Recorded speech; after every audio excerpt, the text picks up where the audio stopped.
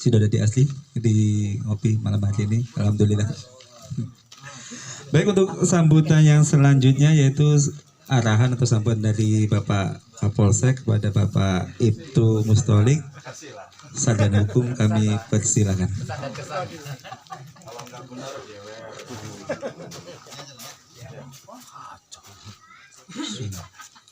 Assalamualaikum warahmatullahi wabarakatuh. Yang saya muliakan Pak Ustadz, Pak Faiz Ibrahim, yang saya hormati Sebul Bait, para pamong desa ya, kepala desa dan aparatnya desa Sidodadi Asri, para tokoh agama, tokoh pemuda, tokoh masyarakat yang kebetulan hadir pada malam hari ini, yang saya hormati juga, dan seluruh hadirin peserta pengajian jamaah ngopi ya, ngobrol perkara iman, yang mudah-mudahan insya Allah dirahmati oleh Allah Subhanahu wa Ta'ala. Amin. Pertama-tama marilah senantiasa kita panjatkan puji syukur kehadirat Allah Subhanahu wa Ta'ala yang atas rahmat dan karunia kita masih diberi nikmat sehat, nikmat iman, nikmat Islam, dan kita semua dapat berkumpul di acara yang berbahagia dan insya Allah diridhoi Allah Subhanahu wa Ta'ala. Sebenarnya kesini saya ini bukan mau ini Pak ya, mohon maaf, ini bukan mau ngasih sambutan, saya mau ngaji kesini. Tapi kebagian terus ini sama MC disuruh ngasih sambutan. Nah, terima kasih kesempatan yang sudah diberikan, dan tentunya kegiatan-kegiatan seperti ini sangat bermanfaat, yang mana dengan adanya kajian jamaah bertambah ilmunya, ditambah pengetahuannya, sehingganya ini dapat membentengi daripada bapak-bapak sekalian dalam kehidupan ya, baik kehidupan beragama, kehidupan bernegara, kehidupan berumah tangga, dan kehidupan bermasyarakat. Dan tentunya itu semua harus diisi dengan ilmu. Di semua lini kehidupan tentunya kita harus menggunakan ilmu.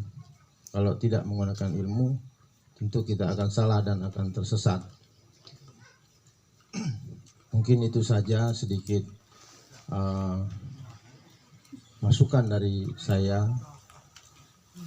Dan untuk ini masalah terkait dengan perkembangan yang baru saja update tadi pagi, ada kejadian teror di kantor polisi di Polsek Astana Anyar ya, daerah Bandung, Jawa Barat. Nah, ini mengatasnamakan jihad, mungkin kan kita belum tahu karena udah nggak bisa ditanya lagi orangnya. Nah, mungkin ini salah satunya Pak ya, kenapa orang melakukan hal-hal yang konyol. Nah, menurut saya ini salah satunya karena tidak berilmu dalam hidupnya. Nah, mungkin Pak Ustadz kalau boleh usul nih, pada kegiatan ngopi diberikan tema-tema ya, tema-tema terkait kenapa, apa sebab-sebab orang kok bisa melakukan teror, ya kan? Apa sebab-sebab orang bisa bunuh diri, ya kan? Nah, mungkin ini bisa menjadikan tema ya, suatu kajian kita nanti. Kalau syukur-syukur malam ini Ustadz udah siap nih. Nah, kalaupun belum, mungkin bisa disampaikan Pak, supaya kita semua ini bisa menghindari Pak hal-hal yang seperti itu. Kita tahu bukan mau ngikutin Pak, maksudnya kita tahu supaya kita terhindar dari hal-hal yang konyol itu, gitu Pak ya. Nah, kira-kira kalau kita nggak tahu, ya bisa jadi nanti kita, ya kan. Sekarang ini maaf Pak ya, informasi atau ilmu itu bisa didapat di mana-mana Pak. Dengan tiduran pun orang bisa dapat ilmu, ya kan, bisa dapat pahala, bisa dapat dosa. Nah, dengan sambil rebahan Pak zaman sekarang ini. ini penyakitnya nih. Ya kan? Iya. Dengan ini bisa dapat duit, bisa kehilangan duit juga. Jadi sangat berbahaya ini Pak, kalau kita nggak tahu ilmunya juga, kembali ke ilmu. Jadi mungkin itu Pak usul dari saya, dari untuk membantu ya masyarakat memperoleh ilmu bagaimana dan apa ciri-ciri orang yang punya potensi atau kelompok yang punya potensi berpaham radikal ya kan, yang sehingganya sampai mereka berbuat di luar batas-batas atau di luar daripada syariat Islam ya, karena di Islam setahu saya belum pernah diajarkan namanya bunuh diri ya. Kalau jihad betul, jihad itu mulai dari jihad menawan hawa nafsu sampai jihad dalam peperangan, itu semua juga ada ilmunya. Kira-kira seperti itu yang bisa saya sampaikan. Sebelum saya akhiri, saya mohon maaf apabila dalam penyampaian sambutan saya yang singkat ini ada salah kata ya, salah perbuatan, dan kepada Allah saya mohon ampun. Saya akhiri. Wassalamualaikum warahmatullahi wabarakatuh.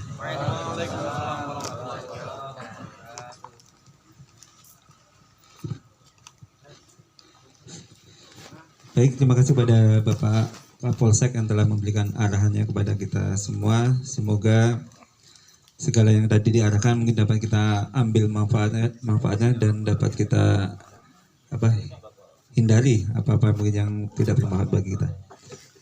Untuk tambahan sambutan selanjutnya mungkin pada Bapak Kepala Desa, langsung saja. Ya udah, salah. Udah. Berarti untuk menikah acara selanjutnya yaitu langsung ke materi. Sebelum sampai materi, jadi kita di ngopi ini konsepnya itu materi itu begitu tidak terlalu banyak. Yang lebih banyak adalah tanya jawab. Mungkin kalau kita lihat pengajian akbarnya mungkin kita cuma satu sisi, cuma mendengar aja. Nah, cuma kalau di ngopi kita sekaligus kita menerima materi juga kita bisa bertanya gitulah. Mungkin salah satu bedanya konsep di ngopi ini. Untuk itu kepada Ustaz Faizul Ibrahim, kepadanya waktu kami persilakan.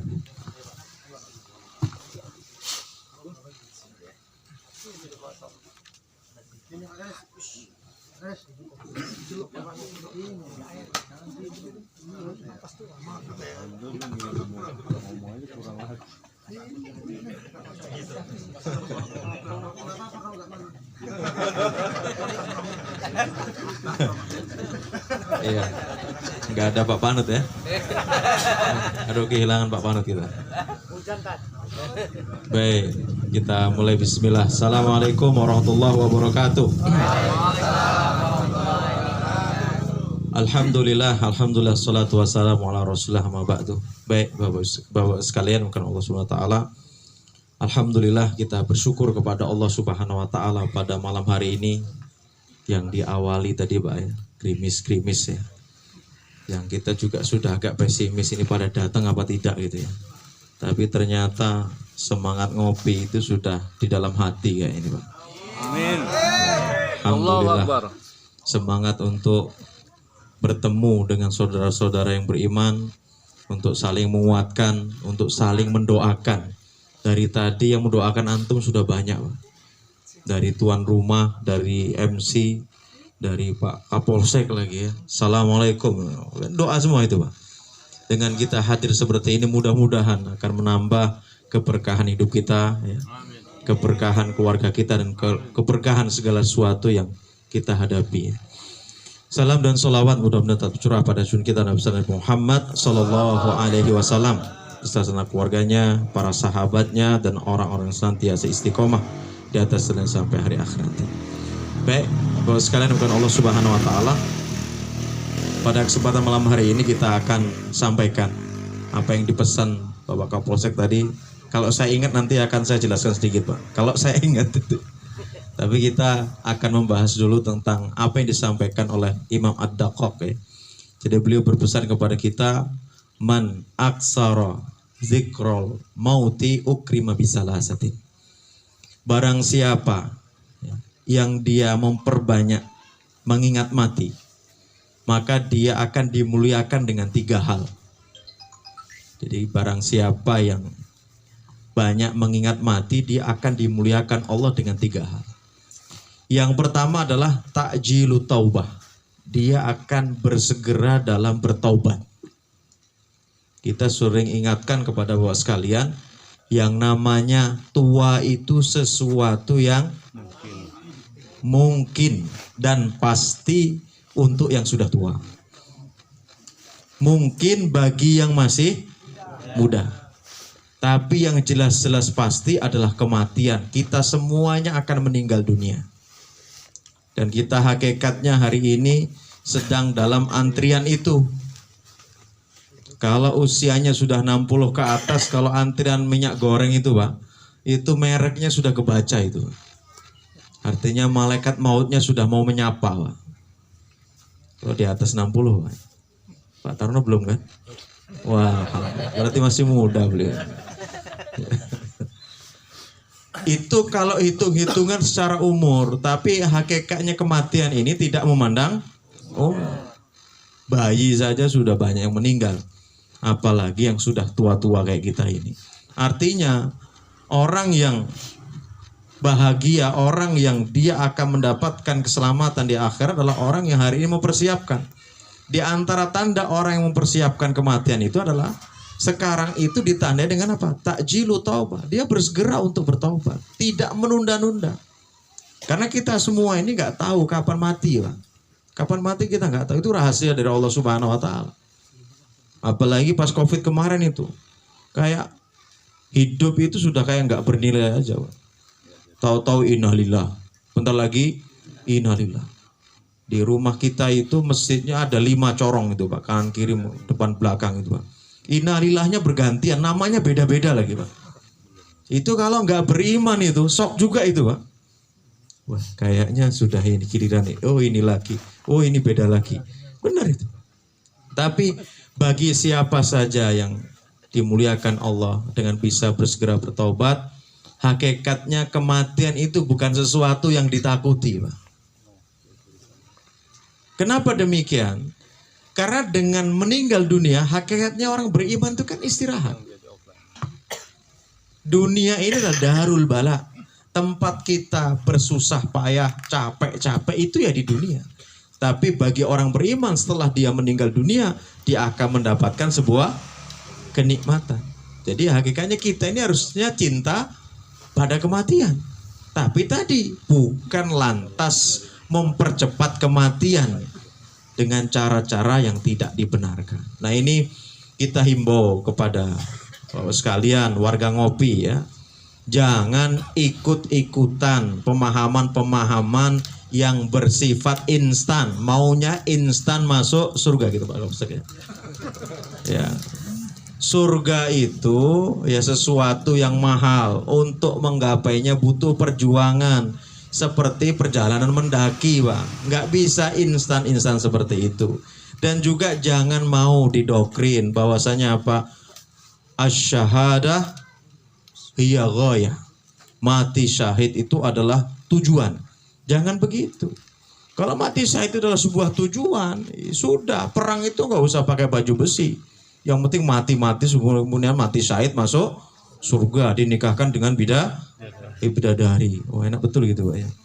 Jadi yang namanya mati syahid itu adalah sebuah hadiah dari Allah Subhanahu Wa Taala, bukan sebuah tujuan begitu ya. Kalau semua tujuan itu dijadikan sebuah tujuan, kita lihat Nabi itu berperang pakai baju besi nggak Pak? Beliau bawa pedang nggak? Para sahabat bawa semuanya. Artinya apa? Di dalam peperangan, dalam jihad itu yang mau diraih adalah sebuah kemenangan, bukan inginnya mati syahid. Karena kalau semuanya berpemahaman mati syahid semua, terus nanti yang menangin siapa umat Islam ini? Kan begitu. Ini yang kadang-kadang ada artikel dibaca atau mungkin ada kelompok-kelompok yang mungkin mengatasnamakan Islam, mendoktrin dengan iming-iming apa Pak? Bidadari. Dan akan dinikahkan dengan 72 bidadari. Lihat konteksnya itu di mana? Di Indonesia ini lihat, apalagi mau ganggu Polsek Jati Agung, Kapolseknya ikut ngopi. Repot ini. Kapolseknya dan tim yang ada di sana, ada Pak Ari dan kawan-kawan, bangun musola. Masa mau dibom? Pak Nopen yang tanggung jawab untuk. Ya. Artinya konteksnya itu berbeda. Kalau di Palestina, ayo sana, silahkan. Ya, mau istisyhadiyah. Kalau dalam bahasa ilmiahnya itu bukan bom bunuh diri ya. Kalau yang ada di Palestina ya, di Irak misalnya, itu namanya istisyhadiyah. Istisyhadiyah itu apa? Mencari mati syahid. Tapi jelas musuhnya itu siapa? Kalau misalnya Palestina, warga kita, saudara kita yang ada di Palestina, musuhnya siapa, Pak? Yang jelas-jelas apa? Memusuhi, membantai, memperkosa saudari-saudari kita yang ada di sana. Kita boleh nggak melawan mereka? Boleh. Mati syahid boleh nggak? Oh itu, nah di Indonesia orang sholat 5 waktu kok orangnya dibom, itu kan gimana? Nah artinya ini kurang tepat mengaplikasikan ilmu. Maka dalam hal ini, dalam belajar itu butuh guru. Maka Imam Syafi'i mengingatkan kepada kita, min a'zamil baliyah tashhirul kutub. Di antara musibah yang besar itu di mana seseorang itu menjadikan buku itu sebagai guru tanpa ada pembimbing, otodidak. Pas bukunya jihad lagi. Nah, ini cocok. Ya, langsung dipraktekkan begitu kan. Nah, ini yang keliru. Nah, maka melalui forum-forum yang ada ini tentunya bisa lah nanti kalau ada anak-anak muda yang punya semangat-semangat seperti itu bisa didudukkan Pak, dinasehati. Negeri kita ini negeri apa gitu kan. Kebanyakan kaum muslimin atau non muslim juga dipahamkan. Kemudian setelah itu statusnya ini negara muslim atau negara kafir juga perlu dipahamkan itu semuanya supaya tidak melakukan hal-hal yang bahasa beliau tadi hal-hal kekonyolan lah, mungkin seperti itu. Baik, jadi dengan kita mengingat banyak mati, ya pertama itu. Yang kedua, orang yang mengingat mati itu Allah akan anugerahkan dengan apa? Qanaatul qalbi, hati yang qanaah. Coba sekarang ini Pak, arti qanaah itu apa? Merasa cukup dengan yang sedikit. Kalau yang halal pasti Pak. Merasa cukup dengan yang sedikit. Kalau HP 1 cukup, HP 1 kecuali HP-nya Pak Kapolsek. HP pribadi sama HP dinas.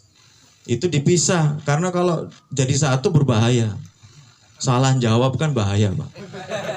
Gitu ya. Nanti pas urusan dinas sayang lagi kan. Voice note-nya kan bahaya gitu. Wah ini kan pimpinannya bisa marah-marah kan begitu. Kemudian kalau misalnya di rumah kita cukup dengan satu kendaraan ya satu kendaraan. Artinya orang-orang yang qanaah itu dia akan membelanjakan hartanya itu sesuai dengan kebutuhan. Dan yang menjadikan kita hidup sulit itu juga gara-gara kita sendiri. Yaitu apa? Kita membebani hidup kita dengan sesuatu yang tidak kita mampui. Kita butuhkan, tidak kita butuhkan, kita beli. Contoh nih Pak ya. Misal nih ya. Anaknya baru 1, perginya saja baru ke musola dan ke masjid. Pulang kampungnya aja beda rumah. Karena mertuanya itu cuma seberang jalan. Gitu. Ya untuk saat itu ya kalau memang mobil itu belum penting ya nggak usah maksain beli mobil kalau memang kemampuannya belum ada, daripada naik mobil tapi bunyinya terus. Ujung-ujungnya kalau misalnya lagi usaha bagus oke lah Pak. Yang namanya usaha itu kadang pasang surut. Kalau lagi amblek kan selesai lah, itulah jadi masalah lagi. Jadi yang jadi apa Pak? Siang jadi malam, malam jadi siang. Kaki jadi kepala, kepala jadi ujung-ujungnya nggak aktif lagi di kegiatan ngopi. Nah ini bisa ya, ditandai begitu. Kalau nggak ikut ngopi nanti Pak Ketua dicek itu. Jangan-jangan ngambil mobil kredit itu. Gitu ya. Kemudian yang terakhir, orang yang banyak mengingat mati itu Allah akan muliakan dengan apa? An-nasyatu fil ibadah. Dia akan semangat untuk beribadah kepada Allah Subhanahu wa taala. Dan ciri-ciri penghuni surga itu memang unik, Pak. Di antara keunikan mereka apa? Di saat yang lain gak qiyamul lail, dia jam 2:30 dia sudah bangun malam. Dia sudah sholat malam. Kemudian setelah itu memperbanyak istighfar. Di saat yang lain, Mbak, ke masjid nunggu iqomat, dia 5 menit, 10 menit sebelum adzan dia sudah datang ke masjid. Dia sudah bersih-bersih masjid. Padahal dia bukan takmir, bukan pengurus, Pak. Itu orang-orang ahlu jannah itu seperti itu. Orang-orang yang di saat belum ada yang azan, dia sudah standby untuk bisa menjadi seorang muazin. Orang-orang yang hari ini, Pak, Ustadz, tanah saya itu kayak strategis untuk masjid. Gimana kalau saya wakafkan? Ini orang-orang yang insya Allah itu calon penghuni surga itu, Pak. Orang-orang yang sudah tidak lagi berpikir dunia dan dunia. Ya. Tapi yang dia pikirkan adalah bagaimana bekal saya untuk pulang. Kan begitu. Karena dunia itu sementara, Pak, akan kita tinggalkan, Pak. Sedangkan akhirat itu adalah kehidupan yang abadi. Ya, nah nanti apalagi kalau sudah masuk surga, apa yang Allah janjikan? Man yadkhulul jannata yahya la yamut. Barang siapa yang masuk surga, dia akan hidup selamanya dan tidak akan pernah mati. Masya Allah. Masuk surga dulu kita, Pak. Mudah-mudahan kita nanti saling menyapa di surga, Pak. Ya, dan ingat, yang masuk surga duluan jangan egois. Tengok belakang. Kalau Pak Ustadznya di belakang, Pak. Ya, tengok Pak Nopen, kepala desa Margodadi. Kenal kan, Pak? Jadi tengok kalau dia ketinggalan, ya. Ya, mintakan sama Allah syafaat, ya. Semuanya kita. Makanya kita ini kenapa sih perjuangan sampai Sidodadi Asri? Saya ngecek di map, lebih cepat lewat tol ini berarti. Lewat tol kita. Sopirnya, driver kita nggak pakai rem lagi. 15 menit sampai. Wah, Masya Allah. Luar biasa gitu ini. Semangat apa yang menjadikan kita untuk bisa tetap berkumpul ini? Semangat untuk bisa saling memberikan syafaat nanti pada hari kiamat. Saya mau nangis, Pak, kalau urusan ini, Pak. Benar. Mudah-mudahan kita saling bisa memberikan syafaat nanti. Pertemuan kita ini mudah-mudahan pertemuan yang akan berlanjut nanti di akhirat. Kalau masalah materi ilmu, saya sering sampaikan, belajar itu di YouTube banyak. Buka HP sudah ilmu semua. Tapi hujah kita untuk saling mengenal, untuk saling peduli dengan saudara kita, itu tidak bisa terwujud kecuali kita datang seperti ini. Kita tahu nih rumah orang tuanya Mas Deden. Dengan kita silaturahmi begini. Maka tim-tim ngopi, jangan sering masuk angin lah ya. Yang sering masuk angin beli mobil lah kalau memang mampu beli mobil gitu ya. Dan masuk anginnya jangan setiap malam Kamis begitu ya. Karena kadang-kadang ini masuk anginnya kayak dibuat-buat begitu ya. Jadi foto lagi kerokan, tapi herannya kok apalagi yang sering naik motor itu malam-malam itu, Pak. Setiap kali naik motor dikerokin pasti merah, Pak. Pasti. Apalagi sudah usia di atas 40 tahun itu sudah lah itu. Kerokan terus ya. Tapi intinya bagaimana kita punya semangat. Jadi semangat kita semangat tim kita ini. Bukan lagi semangat thalabul ilmi, tapi semangat tim untuk bisa bersama-sama menggapai janahnya Allah Subhanahu wa taala. Mungkin demikian, mudah-mudahan bermanfaat. Waktu saya kembalikan kepada pembawa acara. Baik, terima kasih kepada Ustadz Faiz Ibrahim yang telah memberikan